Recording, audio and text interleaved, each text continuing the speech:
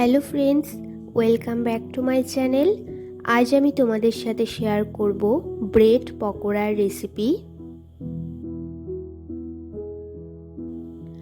তো ব্রেড পকোড়া বানানোর জন্য এখানে আমি সবার প্রথমে দুটো পেঁয়াজ ছোট ছোট টুকরো করে কেটে নিয়েছি, দুটো আলু সিদ্ধ করে ম্যাশ করে নিয়েছি, আর নিয়েছি দুটো কাঁচা লঙ্কা কুচি।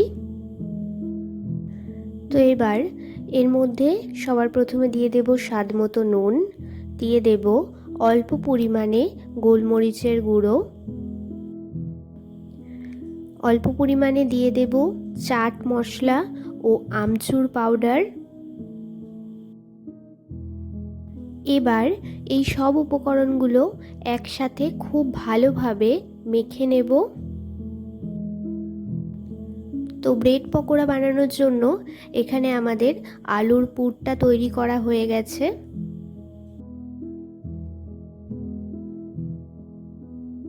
তো আমি এখানে দুটো স্লাইস পাউরুটি মাঝখান থেকে কেটে টুকরো করে নিয়েছি।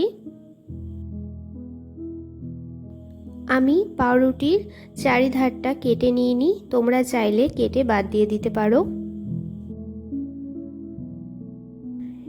তো এখানে একটা সাইডে আমি অল্প গ্রিন চিলি সস আর অল্প টমেটো সস একসাথে মিক্স করে নেব পাউরুটিটার উপরে ভালোভাবে লাগিয়ে নেওয়ার জন্য।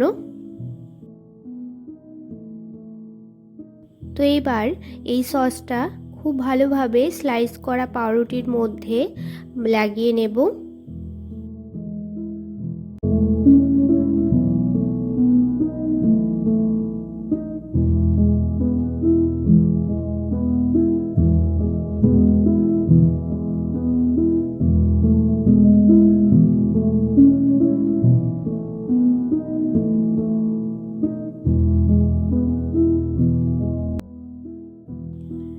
এবার এখান থেকে একটি স্লাইস করা পাউরুটি নিয়ে এর মধ্যে আলুর পুরটা খুব ভালোভাবে দিয়ে দেব, আর উপর থেকে আরেকটি পাউরুটি নিয়ে এটাকে চেপে ভালোভাবে এটি তৈরি করে নেব।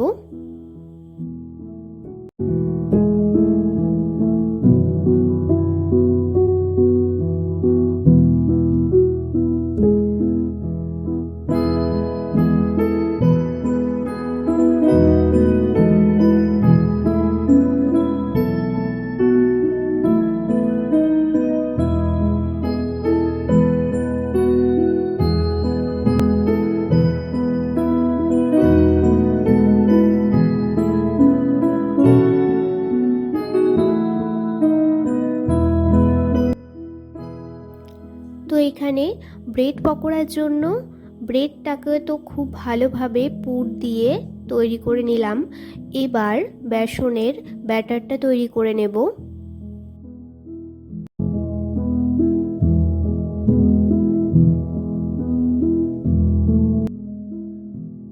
ব্যাটার বানানোর জন্য এখানে 4 টেবিল চামচ বেসন নিয়েছি।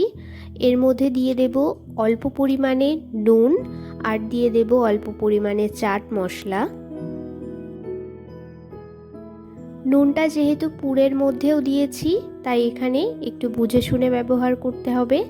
তো এরপর এখানে অল্প অল্প করে জল দিয়ে একটি স্মুথ ব্যাটার তৈরি করে নেব।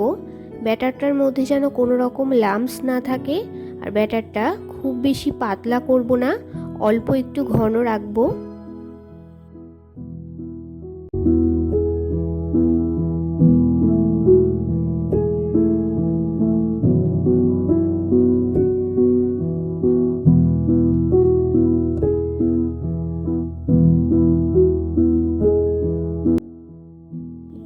তো এখানে আমার ব্যাটারটাও তৈরি করা হয়ে গেছে। এবার সবার প্রথমে গ্যাসে একটি কড়াই বসিয়ে দিয়েছি, এর মধ্যে তেল দিয়ে দেব গরম হওয়ার জন্য। তো তেলটা এখানে গরম হতে হতে আমরা এখানে পাউরুটিগুলোকে খুব ভালোভাবে বেসনের ব্যাটারের সাথে কোট করে নেব। গ্যাসের ফ্লেমটা মিডিয়ামে রেখে প্রত্যেকটি ব্রেড পকোড়া খুব ভালোভাবে এপিট ওপিট করে একটু লাল লাল করে ভেজে নেব। তোমরা চাইলে বেসনের যে ব্যাটারটা তৈরি করা হয়েছে সেখানে এখান থেকে একটু গরম তেল নিয়ে ব্যাটারের মধ্যে দিয়ে আরেকবার ফেটিয়ে নিতে পারো।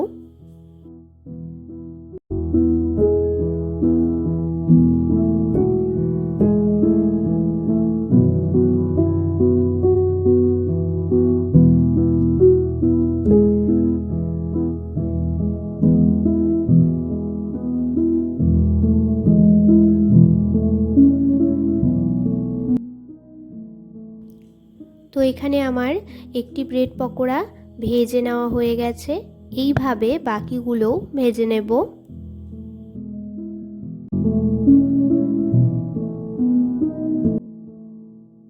তোমরাও বাড়িতে খুব কম উপকরণ দিয়ে ও চটজলদি তৈরি করে ফেলতে পারো এইরকম ব্রেড পকোড়ার রেসিপি।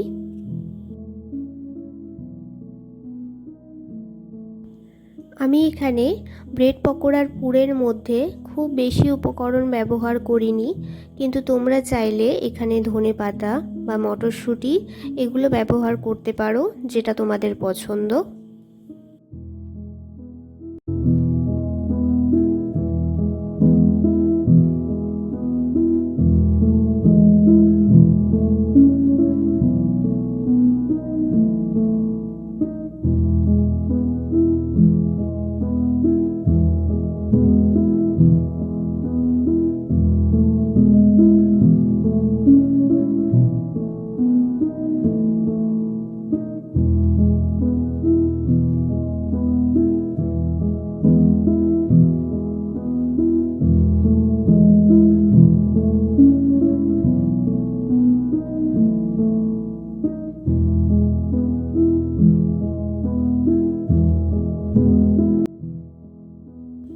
ইভিনিং স্ন্যাক্স হিসাবে বা যে কোনো সময় এটি খেতে খুবই ভালো লাগে। তো এই ব্রেড পকোড়ার রেসিপিটা তোমাদের কেমন লাগলো আমাকে অবশ্যই কমেন্ট বক্সে জানিও। যদি ভালো লেগে থাকে তাহলে একটি লাইক করে দিও। আমার চ্যানেলে নতুন হয়ে থাকলে চ্যানেলটি সাবস্ক্রাইব করে পাশে থেকো। দেখা হচ্ছে নতুন একটি ভিডিও নিয়ে।